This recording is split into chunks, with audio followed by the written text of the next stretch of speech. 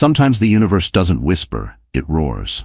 And in that roar, we're forced to choose, collapse or confront. The grand double doors burst open with a thunderous slam, silencing the room as if struck by lightning. Heads turned in perfect sync, conversations halting mid-sentence as a figure stepped into the opulent wedding hall. Isabel. She stood still in the doorway, her 8-month pregnant belly stretching the fabric of her sky-blue maternity dress. Wind had tousled her dark hair, strands clinging to tear-streaked cheeks, but her eyes burned with fierce, unshakable purpose. In her trembling hands, she gripped a stack of documents, crumpled at the corners from the pressure of her fists. With each step she took down the marble aisle, the room echoed, amplifying the disbelief and tension around her. Her eyes scanned the stunned guests until they landed on him, Derek, the man at the altar. Her husband, the father of her unborn baby. The confident grin Derek wore vanished in a heartbeat. His soon-to-be wife, Kayla, turned to him in confusion, her hands clutching her veil. "Derek?" she whispered, her voice cracking with fear. "Who is she?" But before we dive into this storm, drop a comment below with where you're watching from. Have you ever had to stand up for yourself when no one else would? If you believe in justice and truth, don't forget to like and subscribe. Isabel's life had always been defined by grit and sacrifice. Every morning she rose before the sun, poured herself a strong cup of black coffee, and drove across town to the charming lakeside inn she managed in Savannah, Georgia. It wasn't glamorous, not the kind of job that made headlines, but it was something she owned, something she built with her own 2 hands. The inn was quaint, just 2 stories high, with 14 guest rooms and a tight-knit staff of 12. But to Isabel, it was everything. Her pride, her purpose. She welcomed every guest with warmth and sincerity, remembering names, faces, even the smallest personal preferences. "Morning, Mr. Hanley," she'd say, handing over a fresh towel set. "Hope your meeting goes just the way you want it." Her team admired her, not because she barked orders from behind a desk, but because she rolled up her sleeves and worked right beside them. If phones rang off the hook, she jumped behind the front desk. If the housekeeping staff was down a person, she grabbed gloves and helped clean bathrooms. Isabel believed no task was beneath her if it made someone's day a little better. Even on her most hectic days, she always carved out a few minutes to stand in the cozy lobby and watch the world go by. Rain pattered against the big windows, people rushed under umbrellas, and somehow the quiet chaos outside calmed her. This town, she'd whisper to herself, watching the drizzle, might be soaked half the time, but it's got heart. This town, she'd whisper quietly to herself, might be sticky in the summer and sleepy in the winter, but it was bursting with soul. She loved it all. The uneven brick sidewalks, the creaking trolleys, the humid nights. Savannah wasn't perfect, but to Isabel, it was home. At the end of every long shift, when the last guest had checked in and the inn's old doors were locked for the night, Isabel stayed behind. She'd sit at the front desk, poring over spreadsheets and balancing accounts, determined to make sure everything was flawless. Her coworkers used to tease her about it. "Isabel, girl, you've got to learn to let go," her assistant manager, Tamara, would joke, nudging her playfully on the shoulder. "You're going to burn yourself out before you're 40. Isabel would just wave it off with a tired smile. "If it's not right, I won't sleep anyway," she'd reply with a shrug. That was just who she was. The kind of person who always showed up for others. The kind who gave up weekends and late nights if it meant the inn would shine and her team could thrive. But her world didn't revolve only around work. There was Derek, after all. She could still remember the first time they met. It was at a quiet little jazz bar downtown. She and Tamara had dropped by for a post-shift drink, the kind of thing they rarely did. And then, there he was. Derek had that magnetism, like the kind of man who didn't just enter a room, but owned it. Easygoing, self-assured, with a look in his eyes that made you feel like you were the only one who mattered. He caught her glance before she had time to look away. With a smirk, he strolled right over, his smile lighting up the shadows of the bar. "Mind if I sit?" he asked, motioning to the stool beside her. She flushed slightly, gave a quick nod. "Go ahead." From there, it was like the rest of the world faded. He talked about his grand plans, how he wanted to build a real estate legacy, something that people would remember long after he was gone. He shared his passion for architecture, for designing buildings that reached the sky. And Isabel? She was all in. "You're incredible," he'd told her that first night, eyes locked on hers. "You're not like anyone I've ever known." She had believed him. Why wouldn't she? Derek had a way of making her feel seen. Truly seen, in a way no one had in years. The weeks that followed moved like a whirlwind. Derek would swing by the inn to surprise her with flowers, whisk her off to rooftop bars where the air was thick with warm breeze and promises. One day, he'd whisper, fingers laced with hers as they looked out over the city skyline, "We're going to have it all. You and me." She could still hear him saying it, could still feel the warmth in his voice that night. Her friends and family mostly liked him too. But there were always those little hints. "Derek's charming, sure," her mom had said once, tilting her head thoughtfully, her voice soft but cautious. "But sweetheart, charm doesn't always mean truth." Her best friend Leah didn't bother sugarcoating it. "I don't know, she'd said bluntly, arms crossed as they sat on Isabel's front porch. "He talks big, but have you actually seen him finish anything? All these projects, where are they?" But Isabel had always waved it off. "He just needs time," she'd say, defending him with that familiar conviction in her voice. "It's hard making something out of nothing. He's trying. That's what counts, right?" And she truly believed it. Derek wasn't perfect, but then again, who was? They got married less than a year after they met. The wedding was small, tucked away in a quiet lakeside cottage upstate. Nothing extravagant, simple, but beautiful. Isabel paid for most of it herself, and she didn't mind.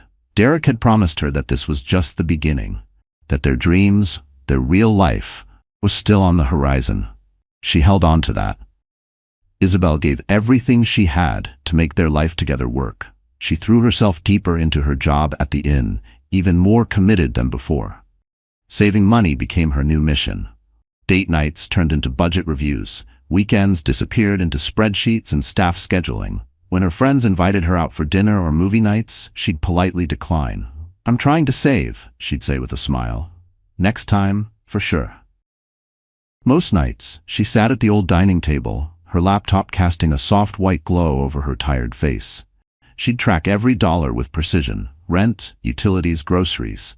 If she passed on a new dress or skipped her morning latte, it meant something. It was another brick laid in the foundation of the future she and Derek were supposed to build. A home, a family, stability. That image pushed her through the long hours. Derek, meanwhile, seemed to live for the now. "I need this," he'd tell her, lifting a tailored navy suit off its hanger. "It's how I'll seal the deal." Isabel would glance at the price tag, her stomach sinking a little. "You really think this will make a difference?" she'd ask, voice soft. "Absolutely," he'd say, that grin flashing again. The same one that had drawn her in all those months ago. "You've got to look the part to play the part, babe." And just like that, she'd let it go. Because Derek was trying too, wasn't he? He was always busy, on calls buried in his laptop, stepping out for one meeting or another. "It's all for us," he'd say, brushing her cheek with his hand. "You're the reason I'm doing this."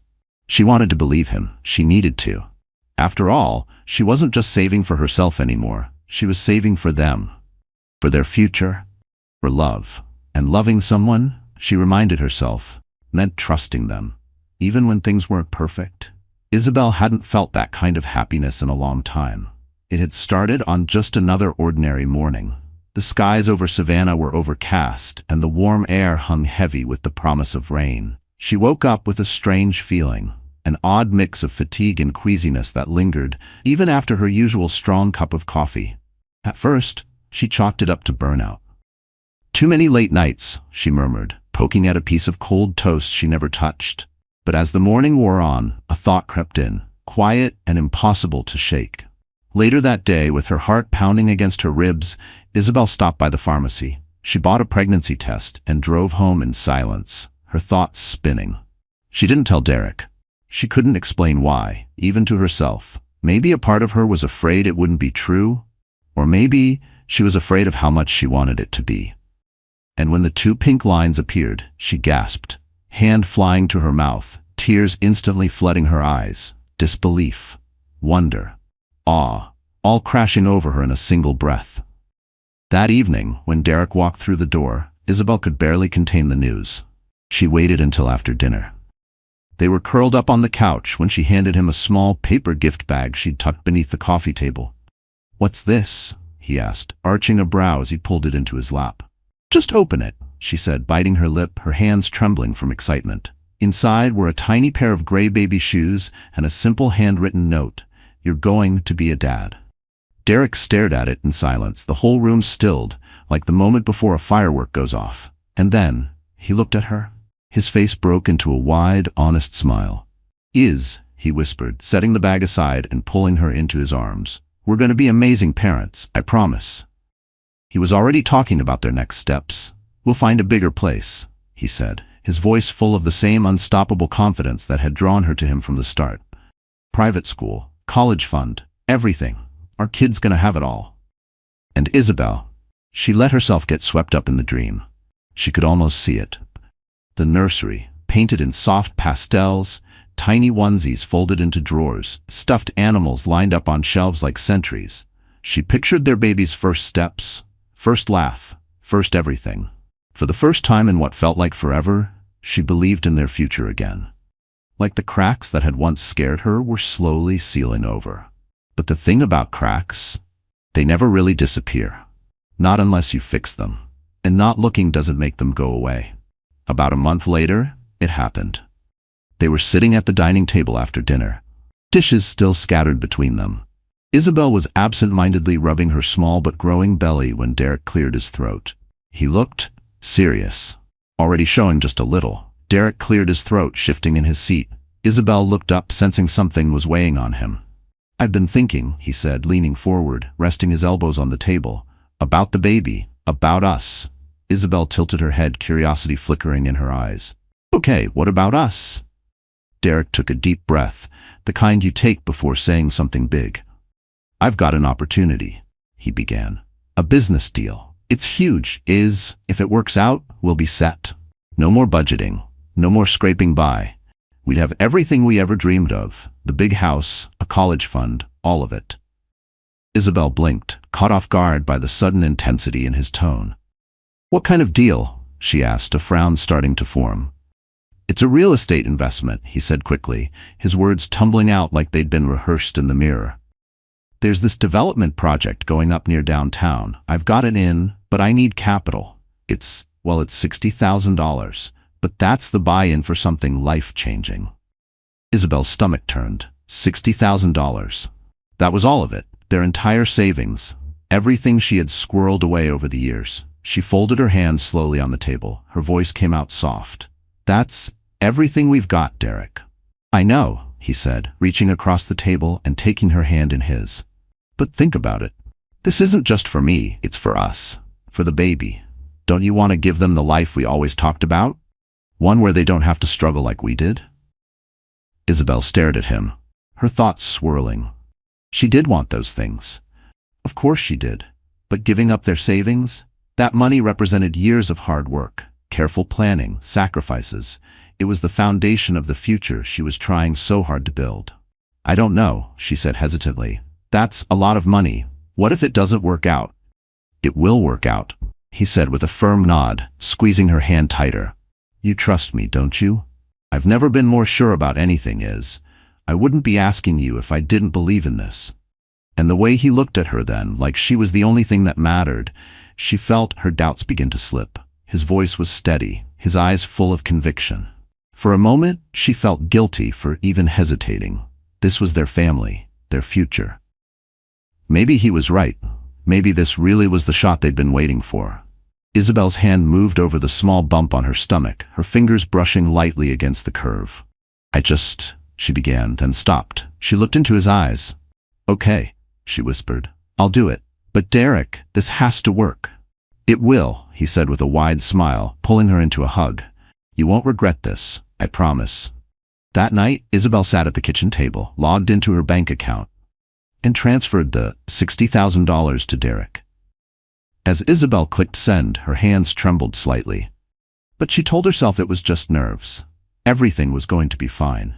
Derek wouldn't let her down, would he? It had been a week since the transfer, and even though she repeated it to herself like a mantra, "I trust him, I trust him," a strange uneasiness had begun to settle into her chest. It showed up in the quiet moments. When she sat at the kitchen table, staring at a half-eaten piece of toast. When she folded soft, freshly washed baby clothes, organizing them in neat little piles on the couch. "You're just overthinking," she muttered under her breath more than once. But Derek's behavior had shifted, and it was getting harder to ignore. He had always been talkative, always eager to share his ideas, his plans, but now he was distracted, distant. Whenever she asked how the deal was going, he'd wave her off. "It's all fine, babe," he'd say with a shrug. "Just a lot of moving parts right now." His tone was smooth, too smooth. But he never looked her in the eye when he said it, and that gnawed at her. One evening, Isabel was in the kitchen, chopping carrots for dinner. She heard the front door creak open. Derek walked in, hair messy, shirt untucked. He smiled at her, but it didn't touch his eyes. "Hey," he said, kissing her cheek quickly before heading straight to the bedroom. "Long day?" she asked, drying her hands on a dish towel as she followed him. "Yeah," he called back. "Back-to-back meetings. I'm beat." She stepped into the room just as he was pulling off his tie. That's when she noticed it, a faint scent in the air, not his usual musky cologne. This one was sweeter. Schnoi. Isabel paused in the doorway, a knot tightening in her stomach. "Is that a new cologne?" she asked, keeping her voice light.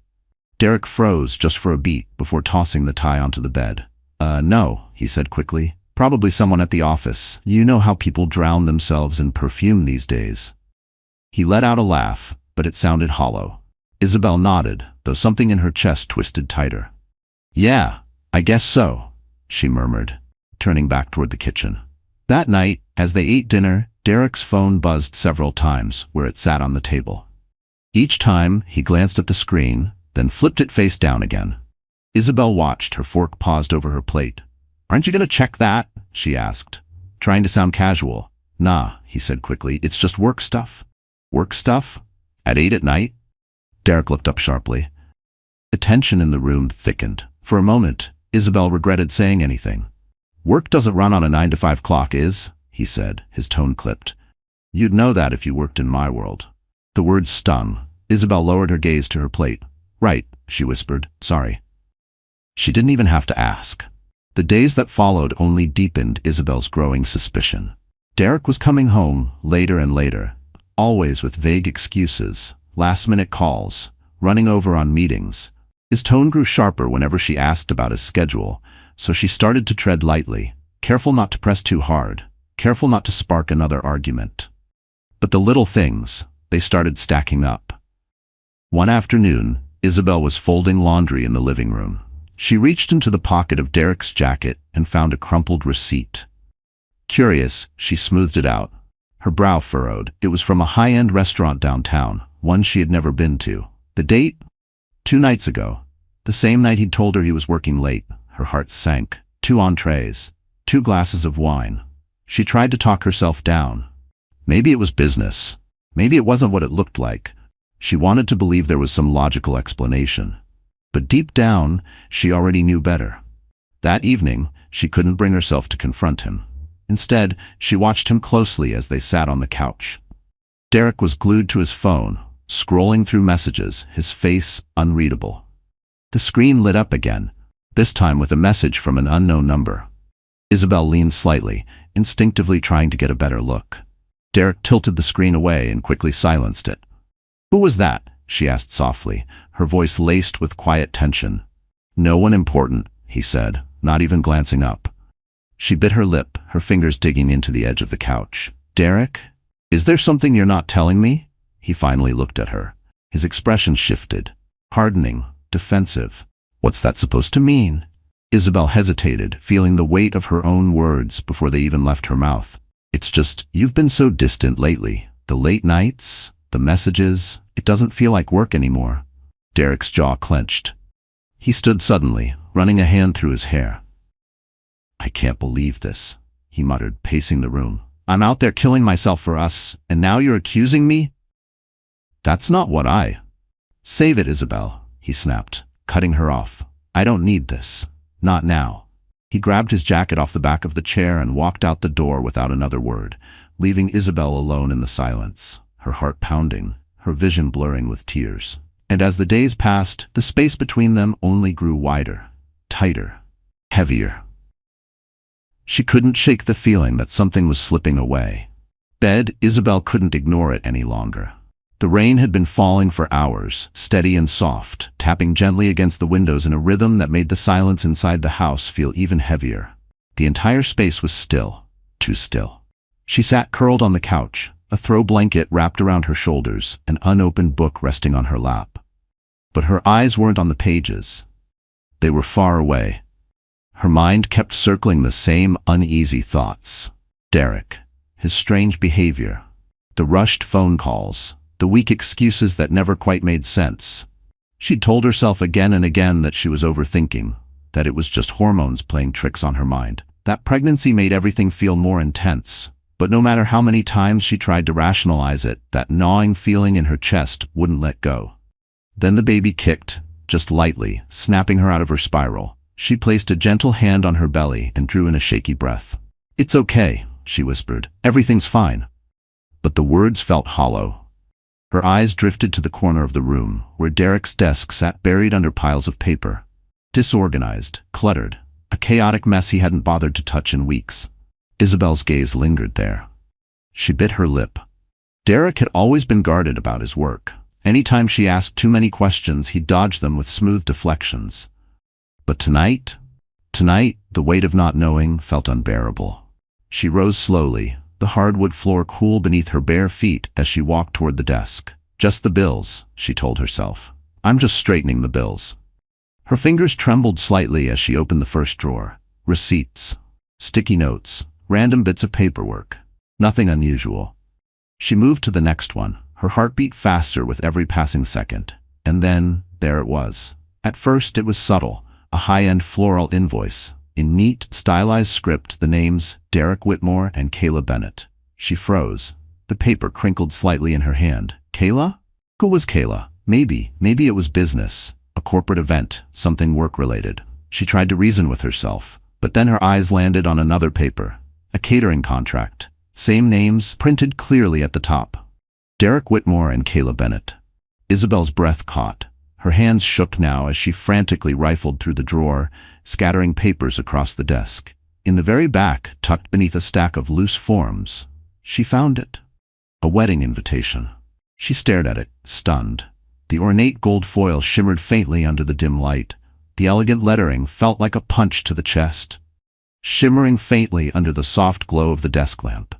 The edges of the invitation were delicate. The gold lettering, elegant, sharp, and devastating. Isabel's eyes moved across the words, each one hitting like a stone dropped in still water. "Join us to celebrate the union of Derek Whitmore and Kayla Bennett." Her knees gave out. She dropped into the chair beside the desk, the invitation still clutched in her trembling hands. 2 weeks. The wedding was in 2 weeks. The date stared back at her, mocking her, as if the universe had orchestrated this perfectly cruel moment just to twist the knife deeper. Outside, the rain intensified, the wind howling softly against the windows. It was as if the storm inside her had summoned the one outside. Tears streamed down Isabel's cheeks as she stared at the invitation. Her mind was a whirlwind. Derek's late nights, the unfamiliar perfume, the vague answers, the calls he always took out of the room. "How could you do this?" she whispered into the empty room, her voice cracking under the weight of betrayal. "How could you lie to me? To us?" She thought of the money, $60,000 she'd handed over to him, her trust, her sacrifice, wrapped in the lie of a business deal. She thought of the baby, growing inside her, of the quiet moments she'd imagined their future. A nursery filled with soft colors, tiny feet on hardwood floors, giggles echoing through a home built on dreams. It had all been a lie. Isabel wiped her face with the back of her hand, the invitation still trembling in the other. The betrayal pressed against her chest, heavy and suffocating. Her eyes drifted to her phone, lying face up on the nightstand. The glow of the screen illuminated the edge of the invitation, the gold foil script dancing mockingly in the light. Her hands shook as she picked it up. She didn't want to do it. She didn't want confirmation of what her gut already screamed, but she couldn't pretend anymore. Not after this. Taking a shaky breath, she pulled up the number printed on the back of the invitation. Her thumb hovered over the green call button, frozen. "Please let this be a mistake," she whispered to herself. "Please." She pressed it. The phone rang. Each tone pulled her closer to the truth, closer to something she couldn't take back. Finally, a voice answered, bright, polished, and professional. Good evening. Thank you for calling Magnolia Grove Estate. How can I help you today? Isabel froze, her mind racing. She swallowed hard, willing her voice to stay steady. My name's Julia. I'm calling on behalf of Kayla Bennett. I'm her assistant, and just needed to confirm a few last-minute details for her upcoming wedding. There was a short pause on the other end. The reception? The woman sounded slightly uncertain. Oh, sure, but could you verify your role again? We've mostly been working directly with Mr. Whitmore for the planning. Isabel's breath caught. Her chest tightened. Yes, of course, Isabel said quickly, forcing her tone to stay even.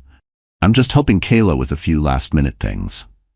She glanced at the invitation still in her lap, her fingers brushing over the gold lettering as she rattled off the details printed on the card. It's on the 15th, right? At Magnolia Grove Estate? The receptionist seemed to ease, the slight tension leaving her voice. Yes, that's correct. Everything is all set for the 15th. It's going to be a beautiful day. We've got all the arrangements confirmed. Isabel's grip around the phone tightened, her knuckles turning white. She could barely breathe, but somehow she kept her voice steady. Great.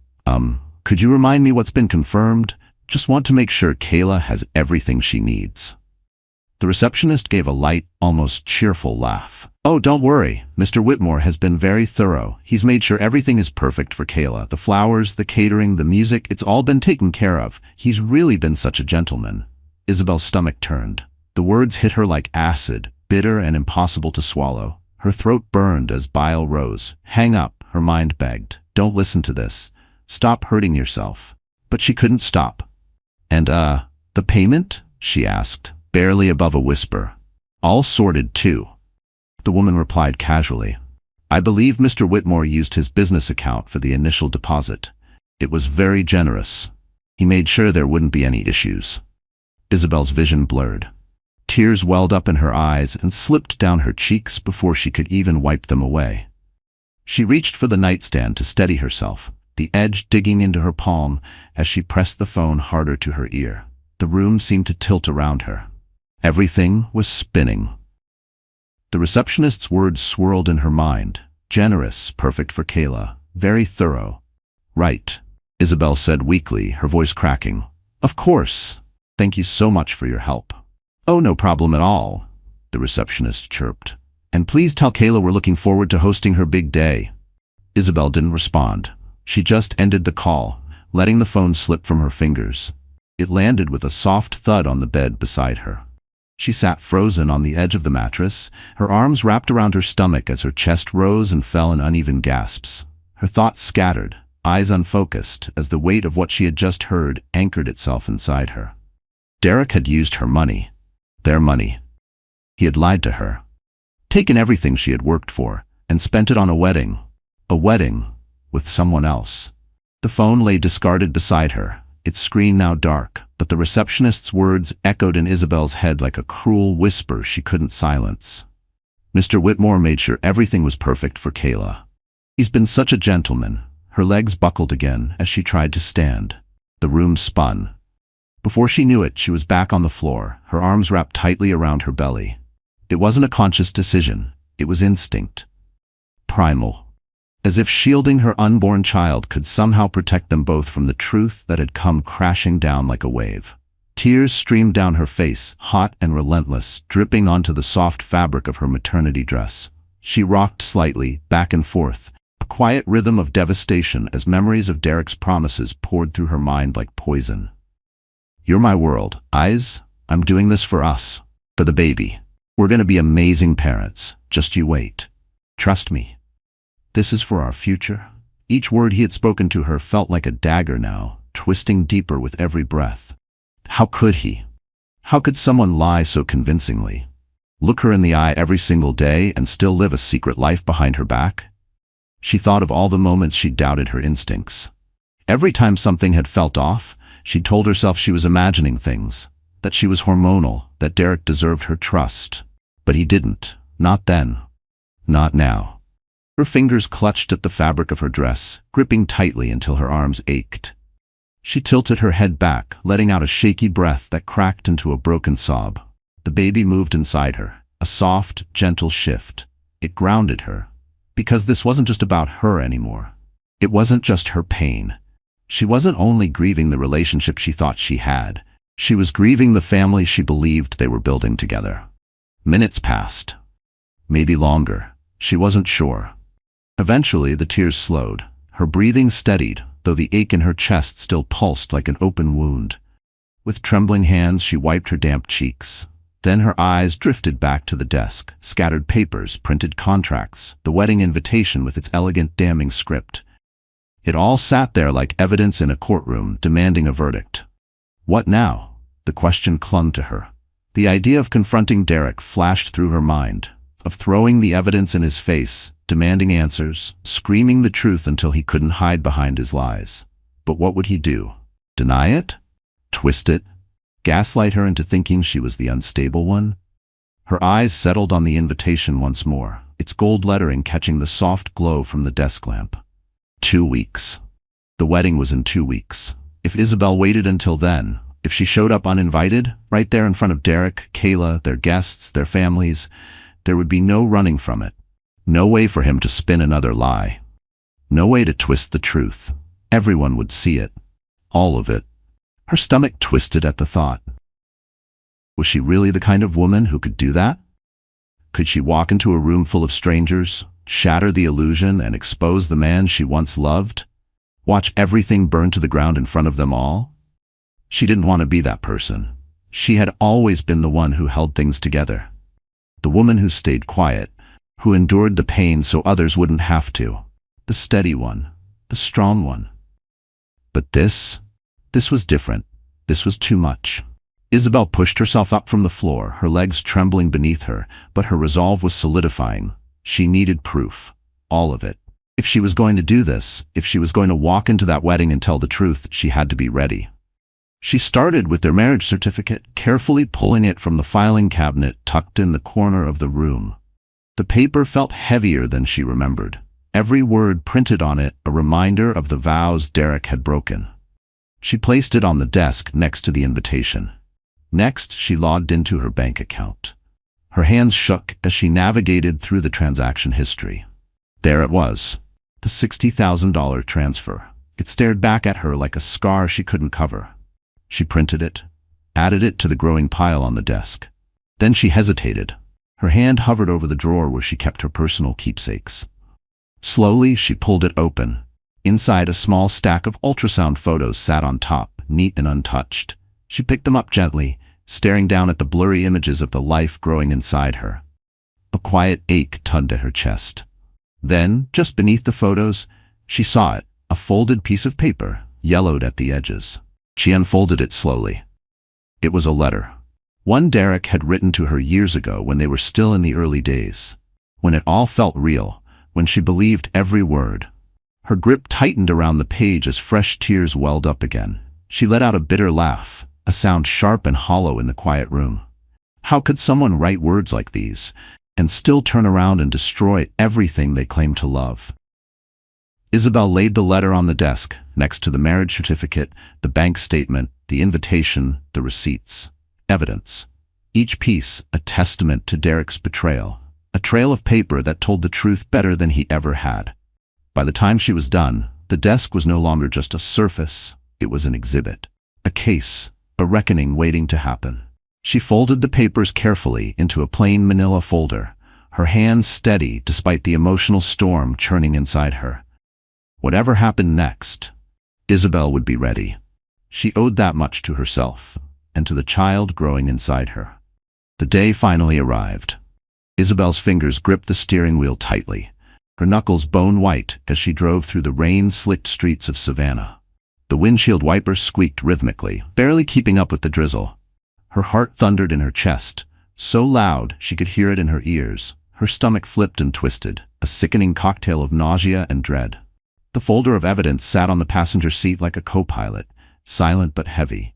It was everything: proof, betrayal, truth, a reckoning waiting to unfold. As she approached the highway, her phone buzzed on the console. She glanced down. Derek. His name lit up the screen. Her breath hitched.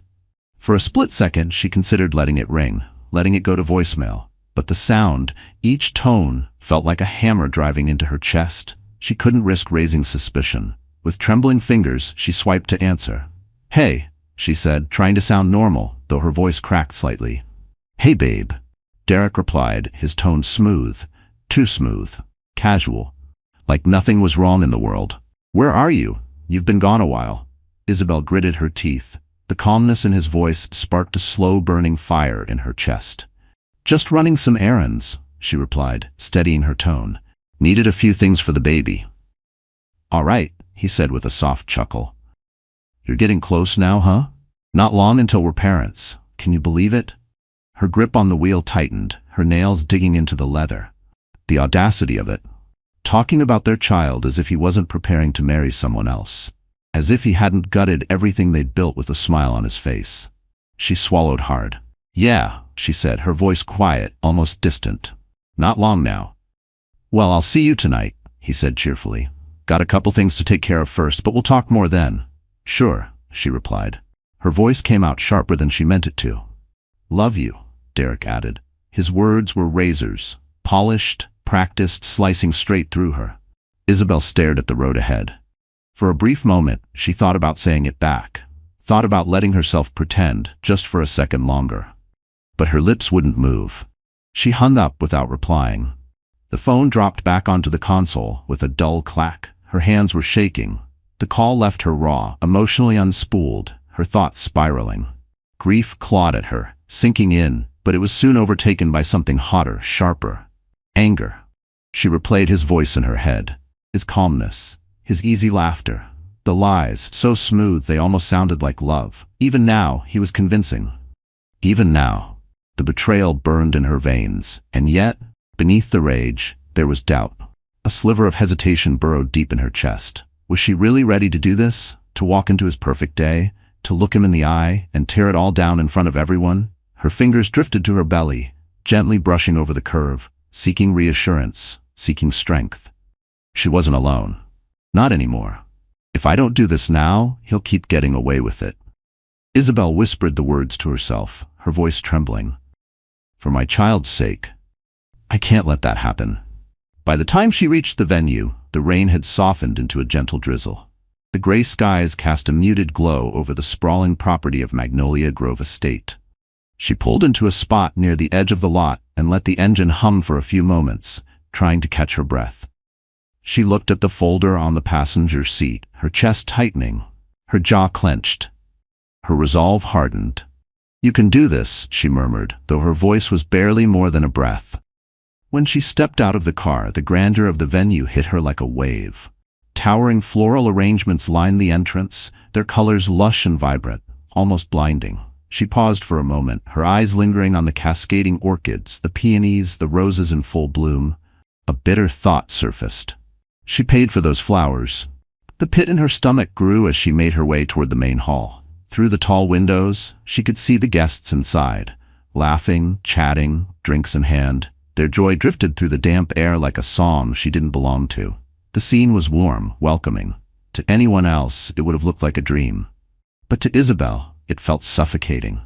Every smiling face, every soft chuckle, every clink of champagne glasses, all of it was a sharp, mocking contrast to the storm raging inside her. She stood just outside the grand double doors of the wedding hall. Her heart pounded so hard, she could feel it in her throat. The scent of roses and expensive perfume hung heavy in the air, curling around her like a noose. Her stomach turned. Inside, the decor was breathtaking. Opulent chandeliers, rows of flawless table settings, and an elaborate white and gold cake standing tall at the center of the room. It hit her like a slap.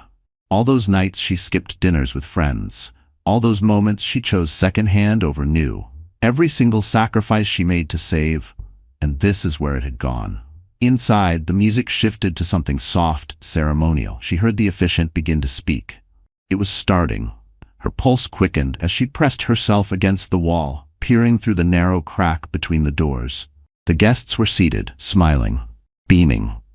Their attention focused on the altar, and there he was, Derek, standing hand in hand with Kayla. He looked perfect, sharp in a tailored suit, calm, composed, confident. He had no idea.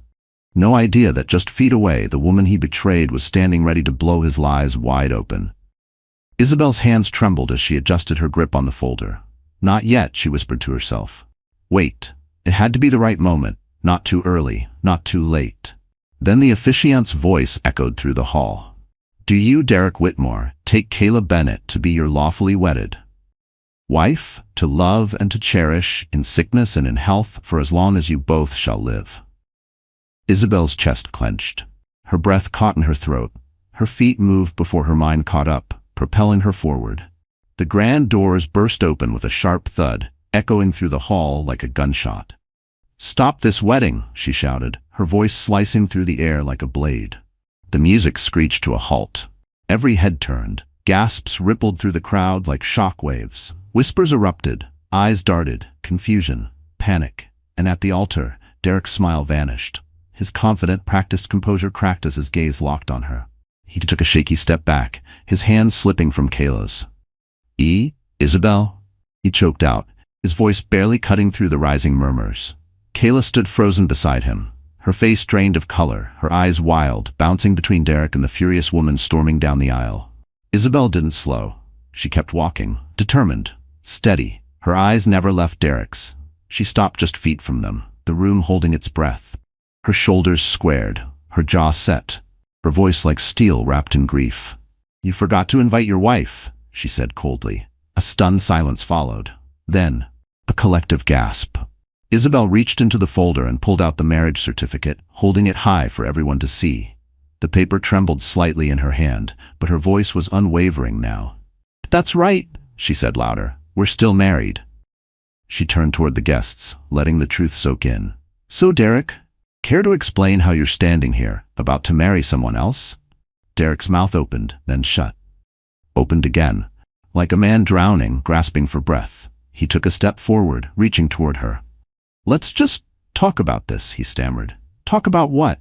She snapped, her voice cracking but growing stronger with every word. This wedding? This celebration? She turned, gesturing toward the room, toward the chandeliers, the massive floral arrangements, the towering cake, the 100 curated details that had once existed only in her dreams. This, all of this, was paid for with my money. The guests gasped again. Kayla's hand went to her mouth. $60,000, Isabel continued. That's what I gave him for our family, for our future. Her voice shook now, but not from fear, from fury. I skipped dinners, I skipped everything. I worked overtime, sacrificed weekends, lived frugally, for this. Her hand swept over the luxury surrounding them. The flowers? Mine. The cake? Mine. The band, the food, the rented fairy tale? Mine. Derek's jaw clenched, a bead of sweat rolled down his temple. That's not true, he said, his voice rising. She's exaggerating. I'm exaggerating, Isabel barked. You lied to me. You used me. You built this wedding on my back, on our baby's back. Gasps turned to murmurs. Whispers became outrage. Stop, Isabel, please. Derek began again, his voice cracking now. But she wasn't done. Tears slipped down her cheeks as she reached into the folder again, her hands trembling but not weak. She pulled out the ultrasound photo. Isabel held up the ultrasound photo, her hands trembling as she stepped closer to Derek and Kayla. Her gaze shifted to Kayla, steady, heavy, full of pain. Did he tell you about this? She asked, her voice soft but sharpened with grief. Did he tell you that while he was planning this wedding with you, I was at home, carrying his child? Her voice cracked, but she didn't falter.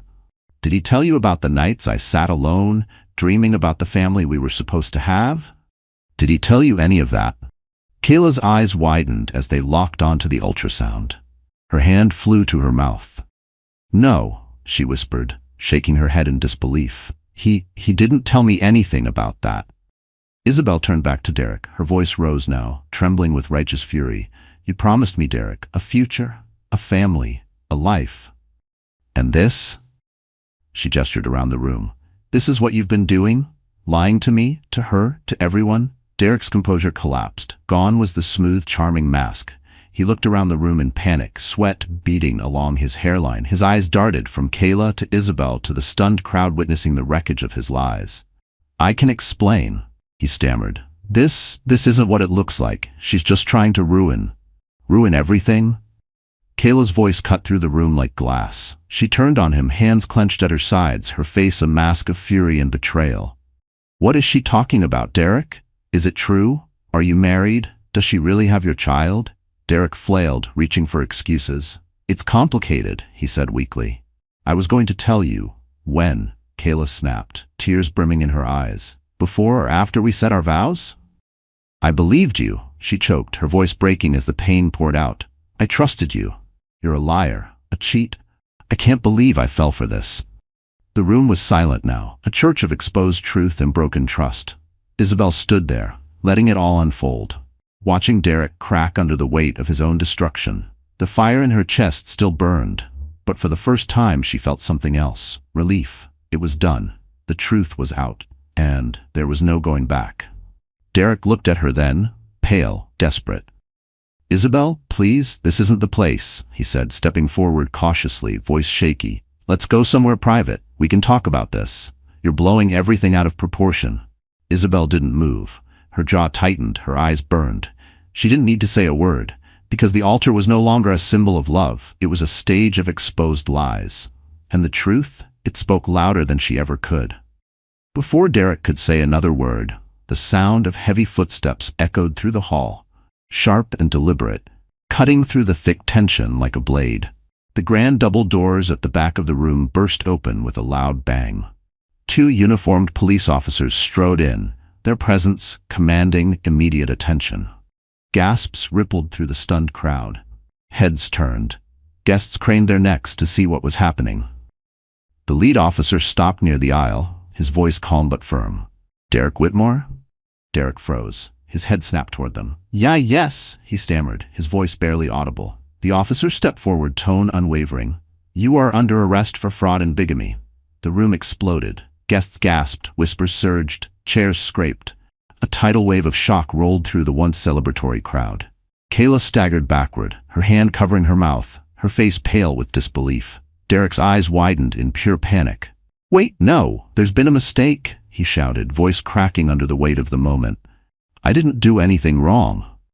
He turned toward the officers, hands raised, desperate. This is a misunderstanding. I can explain. Just listen to me. But the officers didn't hesitate. The lead officer reached for his belt, pulling out a pair of handcuffs. Sir, please don't make this harder than it needs to be. Step forward.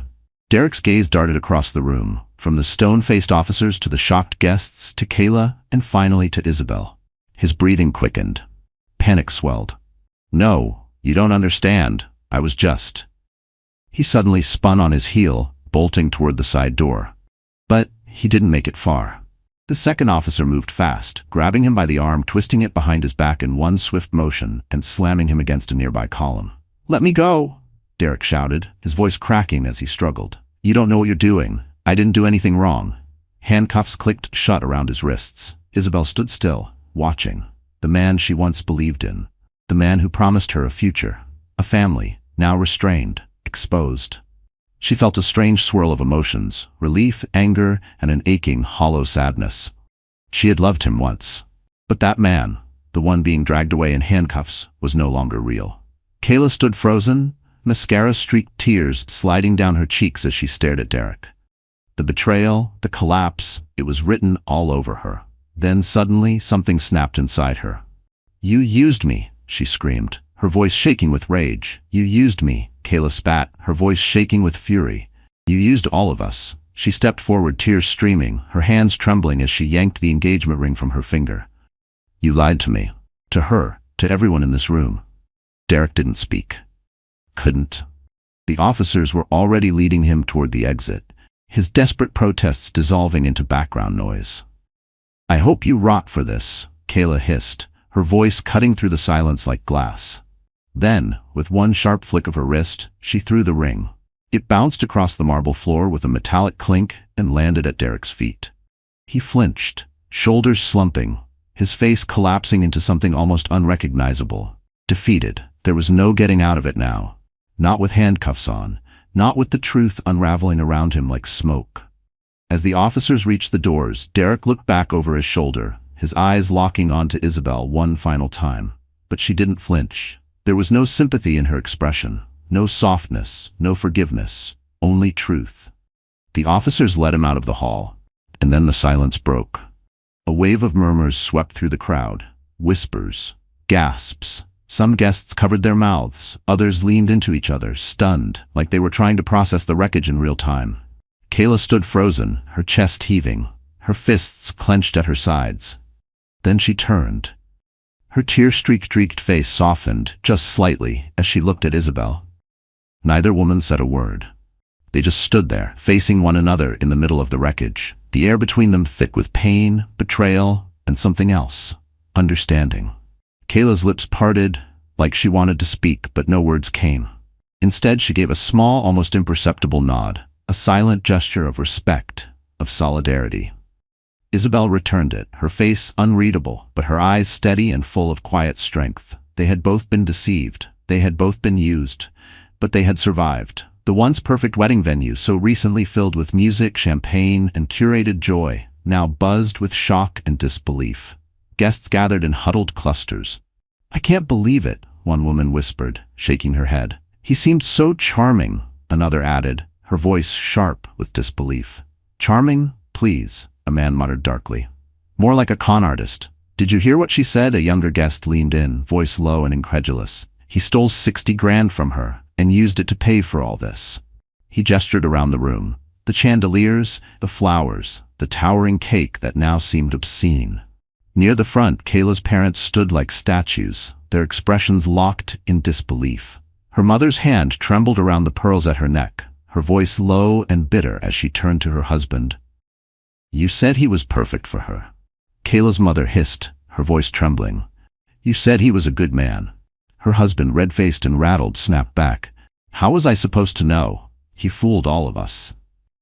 Near the back of the room, Isabel stood quietly, her chest rising and falling as she tried to catch her breath. She watched as the officers led Derek out through the grand doors, the man she once thought she knew, now just a stranger in handcuffs.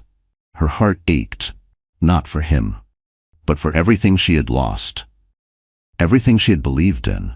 Everything that would never be the same. A man in plain clothes approached her, his presence calm but unmistakable. A detective. He had been standing off to the side, observing everything, silent until now. "Isabel Whitmore?" he asked gently. She nodded, her voice barely holding. "Yes." He glanced toward the doors where Derek had just vanished, then back at her. His voice dropped low, quiet enough that only she could hear. "You did the right thing." Isabel blinked, startled. The detective continued. "This isn't the first time he's done something like this. We've been tracking him for a while. He'll be facing charges from multiple victims."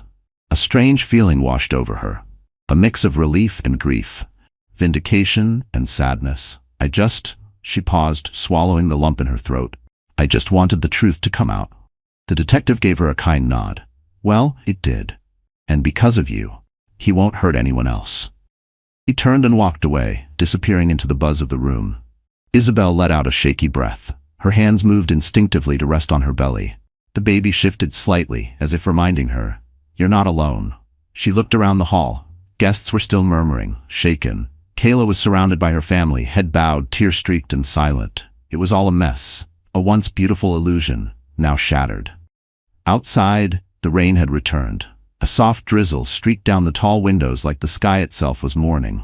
Isabel walked slowly toward the exit. She paused at the threshold. The cool air hit her skin. Raindrops kissed her cheeks, mixing with the tears she hadn't realized were still falling. She closed her eyes, took a deep breath, and felt something she hadn't felt in weeks: hope. It was faint, gentle, but real. With slow, steady steps, Isabel walked to her car.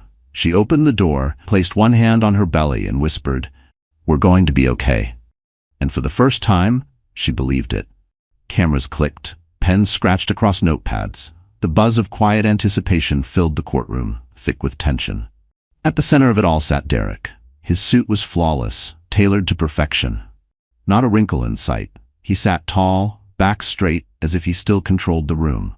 He leaned in toward his attorney, whispering something with a smug half-smile curling at the corners of his mouth. Every so often, he glanced around casually, like this was just another deal he could charm his way out of. A show, a performance. And he believed he was still the star. Across the room, Isabel sat at the witness stand. Her hands were clasped tightly in her lap, knuckles pale. The low hum of murmured conversation felt distant, like it belonged to a different world. She focused on the papers in front of her, on her breath, on her heartbeat, pounding in her ears. Then her name was called. She stood slowly. She could feel every eye in the courtroom lock onto her. The press, the jury, the judge, the man who betrayed her, all of them. Her knees trembled slightly, but she squared her shoulders, lifted her chin, and took her place. The prosecutor approached, calm, poised, steady. "Mrs. Whitmore," he began, "could you please state your name for the record?" "Isabel Whitmore," she said softly. Her voice trembled. She paused, cleared her throat. "Isabel Whitmore," she repeated, stronger this time. The prosecutor gave her a small, encouraging nod. "Thank you. Now, Mrs. Whitmore, can you describe your relationship with the defendant, Derek Whitmore?" Her eyes flicked toward Derek, who now leaned back in his chair, arms folded as if none of this mattered, as if she was just another obstacle to maneuver around. Her stomach turned. But she turned away from him, back to the prosecutor. "He's my husband," she said, her voice steady now. Or, at least, he was.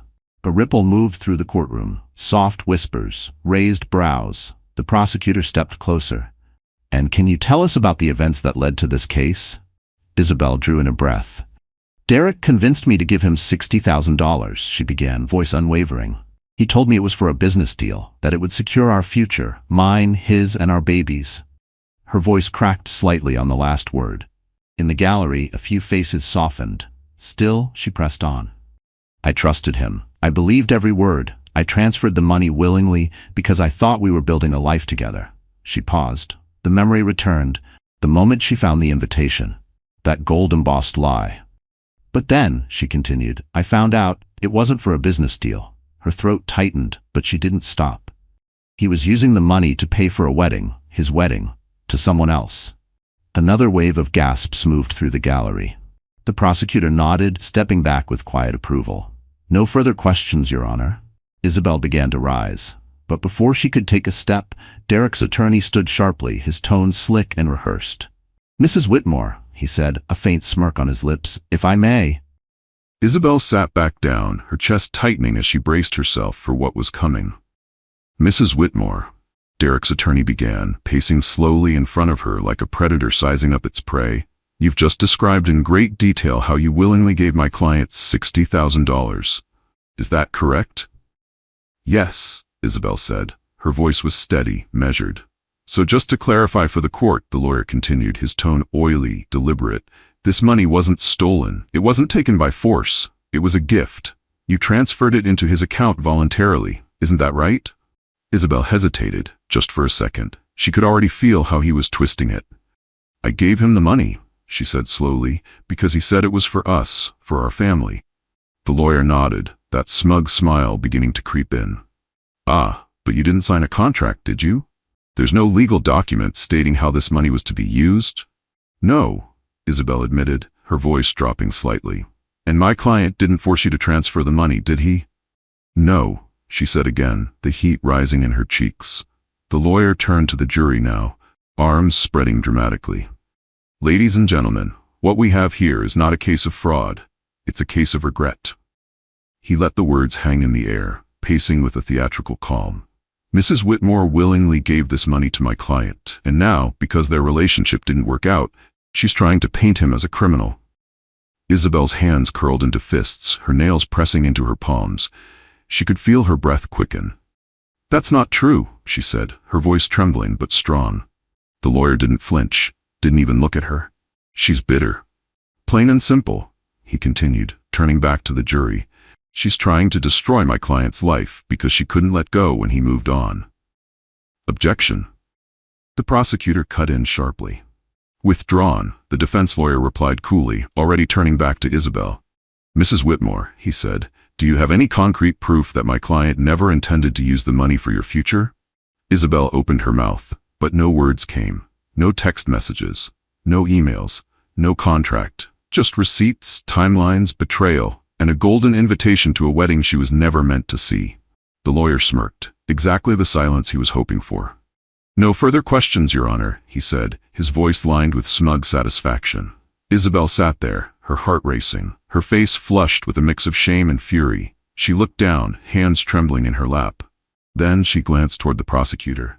He gave her a quiet nod. Reassuring, steady. She had told the truth, and that was all she could do. As Isabel stepped down from the stand, she caught Derek's eye. He didn't look smug anymore, or confident. He looked worried, and somehow that was enough. Enough to remind her she had already taken her power back. She wasn't done fighting, not yet. The courtroom buzzed with quiet anticipation as the next witness was called. The prosecutor approached the stand, voice firm but even. "Please state your name for the court." The man cleared his throat, shifting slightly in the seat. "James Hart." "And how do you know the defendant, Mr. Hart?" James let out a bitter chuckle. His eyes flicked over to Derek, who now sat stiff and tense, his jaw clenched tight. "We used to be friends," James said, his voice rough with resentment. "Business partners, too, or so I thought." The courtroom hushed. "Derek and I started a real estate project together a few years ago. He told me it was a guaranteed win, said we'd be rich. I believed him." He paused, his voice thickened. "I put everything into it, my savings, my time, my trust." The prosecutor leaned in. "And what happened?" "There was no project," James said bluntly. "No deal. He took my money and vanished." A wave of murmurs rippled through the courtroom. The prosecutor raised a hand, calming the noise. "And did you confront Mr. Whitmore about this?" "I tried," James said, his eyes narrowing as he stared across the room. "But by the time I figured it out, he was gone, changed his number, moved. I never saw him again, until now." He gestured toward Derek, bitterness carved into every word. Derek's lawyer shot to his feet. "Objection, Your Honor. This testimony is irrelevant and highly prejudicial." The judge didn't flinch. "Overruled. Continue, Mr. Hart." James nodded, his hands gripping the sides of the witness stand. "I just want to say, this isn't the first time he's done this. He's been running this same scam for years." A beat passed. His voice dropped to a raw final note. "Trust me, I learned the hard way." As he stepped down, he locked eyes with Derek, just once before returning to his seat. Derek's face had gone red. His composure cracked further with every second. He wasn't in control anymore. The prosecutor called the next witness. A woman in her 30s walked to the stand, sharp and composed, but her body language radiated a quiet frustration beneath her professionalism. "Please state your name for the court," the prosecutor asked. "Laura Bennett." "And what is your connection to the defendant?" Laura adjusted her glasses, her jaw set. "I was the planner for his wedding." She glanced toward Derek, then at Isabel, with a brief flicker of sympathy in her eyes. "He hired me to manage everything, the flowers, the venue, the food. Said money was no issue. Paid everything up front." "And did Mr. Whitmore ever mention he was married?" Laura snorted softly. "Absolutely not. He said he was single. Told me he was marrying the love of his life. Said he wanted it to be perfect." She paused. "If I had known what was really going on." "If I had known what was really going on," Laura said, her voice clipped, "I would have refused to work with him." The prosecutor nodded. "And to your knowledge, how did Mr. Whitmore present himself to the vendors?" "Like some big-shot entrepreneur," she said with a shrug. "Single, wealthy, generous. He charmed everyone, made us all believe he was someone important. But now—" She trailed off, shaking her head again. Derek's lawyer stood abruptly. "Objection, Your Honor. Speculation."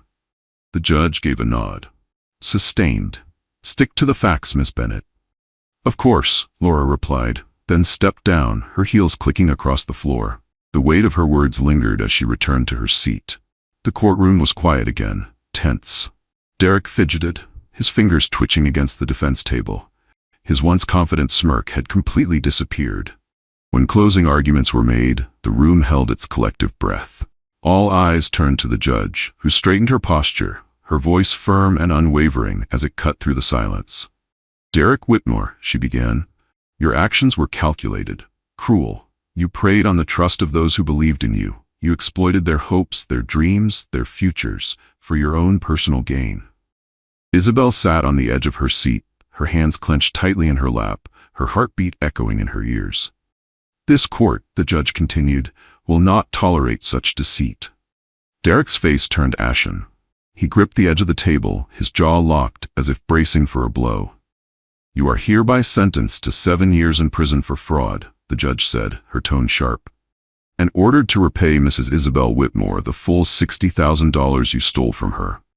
Additionally, restitution will be made to your other victims pending further investigation. Derek shot to his feet. Your Honor, please, this is a misunderstanding, he cried, his voice cracking. I didn't mean. Enough, Mr. Whitmore, the judge cut in, her tone final. You've had your chance to speak. As the bailiffs approached, Derek's desperation grew louder, more frantic. This isn't fair. I was just trying to build a life. I didn't mean to hurt anyone. The courtroom stayed silent. Then, click. The sound of the handcuffs echoed through the space. His eyes darted around the room, finally landing on Isabel. Isabel, please. His voice broke. You know me. You know I didn't mean this. Help me. Please. She met his gaze, steady, calm, unyielding. I thought I knew you, she said softly. But I was wrong. His shoulders sagged. The last of his bravado shattered. The bailiffs turned him toward the back doors, and with one final push they led him out of the courtroom. As the door slammed shut behind him, the room exhaled, a collective breath of release. It was over. The tension finally broke as Isabel stepped out of the courthouse.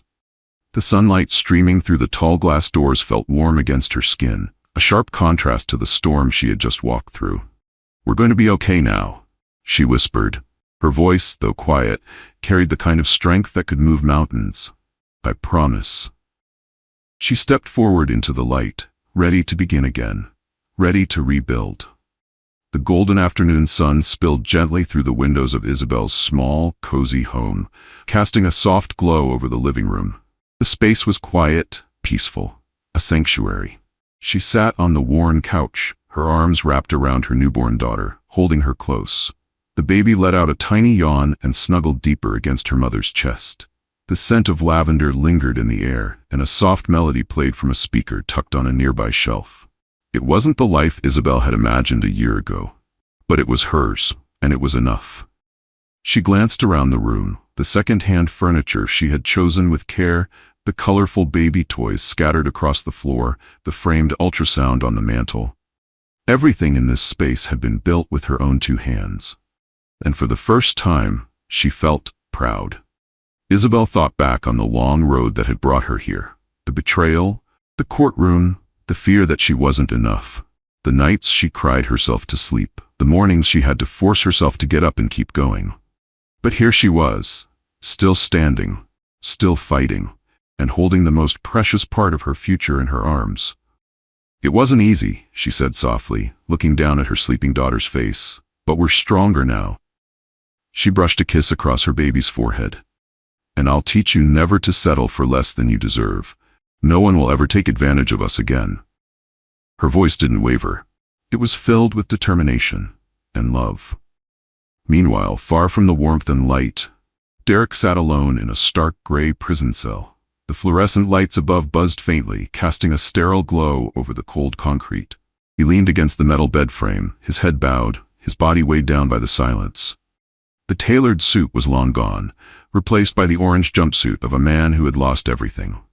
The smirk that once clung to his face had vanished. All that remained was a hollow shell and the echo of his own choices. He thought about the money, the admiration, the lifestyle, the lies. And then he thought about Isabel. He thought about the way she had stood tall in court, unafraid, unshakable. The image gnawed at him. For the first time in a long time, regret twisted in his chest. Not anger, not pride, but something colder, emptier. How had it come to this? He buried his face in his hands. The walls around him didn't move, but they felt like they were closing in just the same.